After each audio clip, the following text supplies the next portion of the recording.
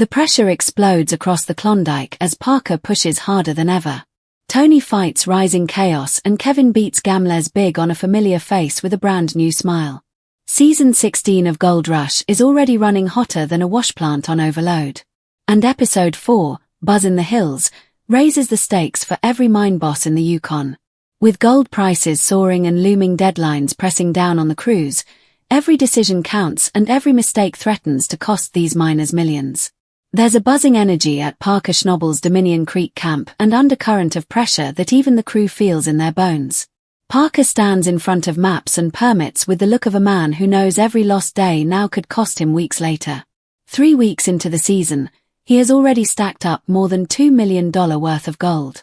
Most miners would savor that number, but to Parker, it's barely the starting line. With his Sulphur Creek water license nearing expiration, he feels the walls closing in. He's determined not to repeat the kind of bureaucratic nightmare that nearly crushed Rick Ness. So, Parker lays down an aggressive goal. Sulphur Creek must start producing gold before the week ends. No excuses. No delays. No mistakes. His foremen, Mitch Blask and Brennan Rualt, take the challenge head-on. They push their machines into the soil like their lives depend on it, carving through overburden and revealing the ancient pay beneath. The noise of steel, diesel, and determination fills the air. Morale runs high, but so does the risk.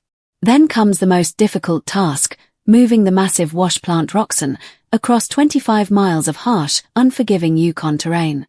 The plant rattles and sways as the crew crawls through sharp inclines, deep ruts, and narrow paths where a single misstep could cause catastrophic damage.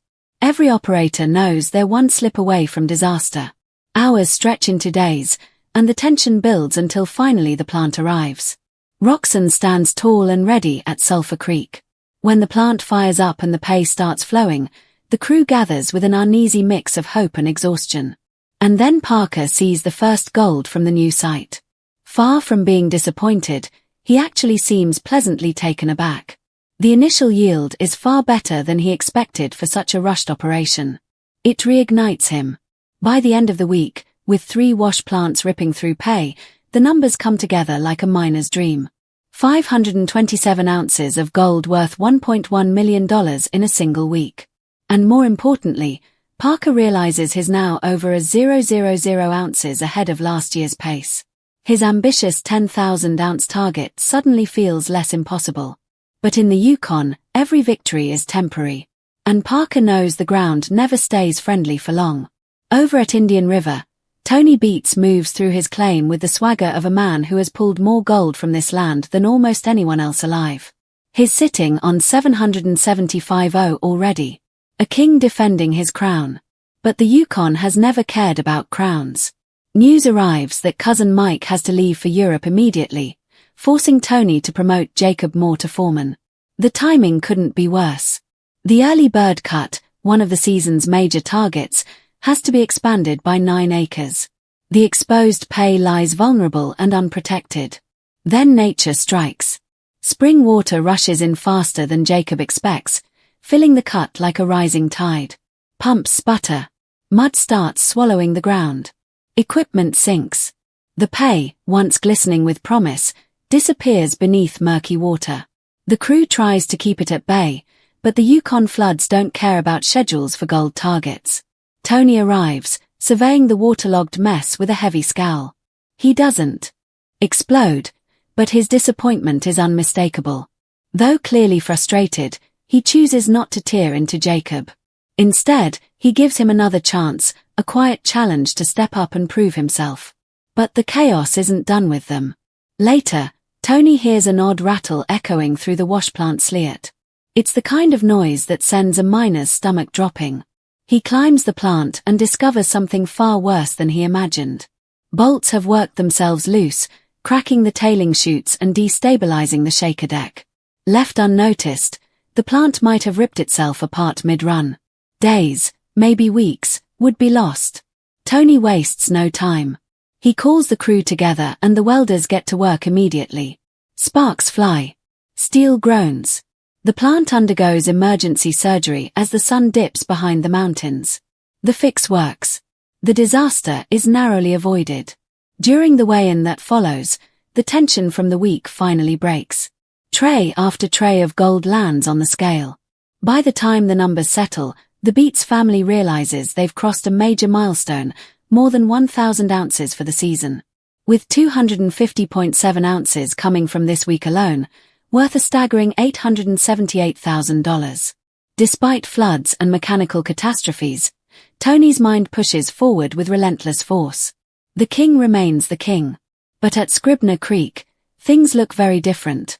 Kevin Beets, in only his second year as a mine boss, is already wading through more problems than he expected. The season begins with promise. His initial stockpile pays out a solid 100 ounces in the first 2 weeks, but the momentum evaporates quickly. The pay runs thin. The stockpile dwindles and his crew begins disappearing. First, Brennan leaves. Then Caden Foot joins Parker's operation. What was once a buzzing site now feels hollow. Faith Tang works beside him day after day, equally aware of how fragile everything has become. Their father isn't here to save them. Their equipment can't operate itself. Their 2,000 target feels increasingly out of reach. Kevin needs help. He needs manpower.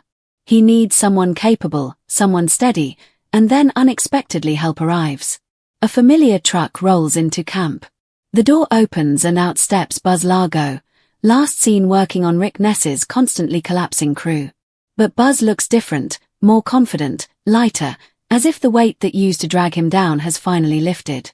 He explains that he took time off, traveled to Mexico, and even got his teeth fixed. More importantly, he admits he needs stability now. Real stability. With a baby on the way, he can't afford the uncertainty that plagued his time under Rick. He doesn't say it harshly, but the message is clear. Rick's operations simply wasn't a place he could count on anymore. Kevin listens. Faith studies him. What they need isn't just a worker. They need someone who can do it all. Someone who can take pressure off Kevin's shoulders, so he can focus on moving into the pyramid cut. After a beat, Kevin makes the call. Buzz becomes their new foreman. And not a moment too soon. The pyramid cut requires the most terrifying move of Kevin's mining career, relocating his only $250,000 wash plant down a slope, through uneven ground, and then up a steep 30 degrees incline. If the plant tips over, the season ends on the spot. Buzz jumps in immediately.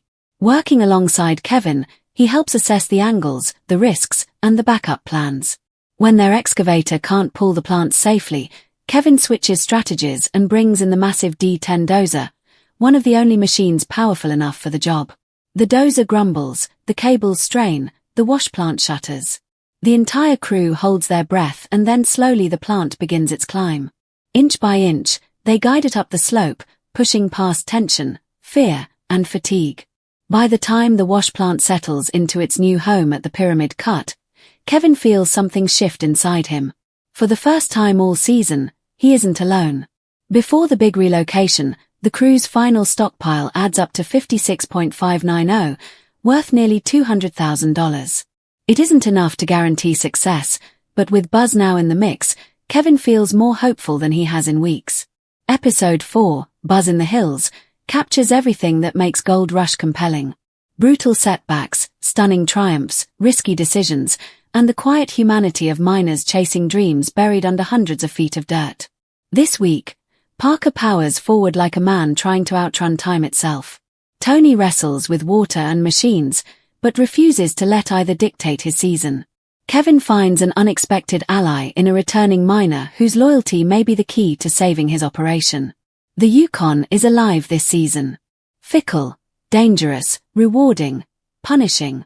And as the miners pushed deeper into their claims, the hills buzzed louder than ever with the promise of gold and the threat of collapse.